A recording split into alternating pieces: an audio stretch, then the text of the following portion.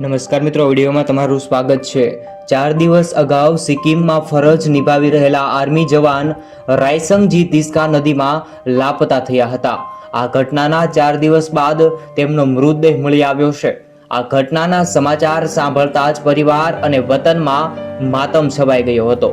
ગુજરાતના મહેસાણા રાયસંગજી ફરજ દરમિયાન આર્મીની ટ્રક જે છે, હાલમાં સવાર દરમિયાન અચાનક જ તેમનો ટ્રક તીસ્તા નદીની અંદર ખાબકી ગયો અને રાયસંગ લાપતા થયા બાદ પરંતુ આજે તેમનો મૃતદેહ મળી આવતા હાલ પરિવારમાં ચકચાર મચી ગયો છે। પરિવારમાં શોકની લાગણી છવાઈ રહી છે।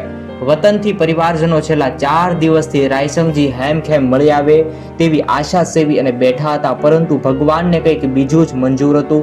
ઘટનાના 4 દિવસ બાદ રાયસંગજીનો મૃતદેહ મળી આવ્યો છે। આર્મી જવાન શહીદ થયા છે તેના સમાચાર સામે આવ્યા છે।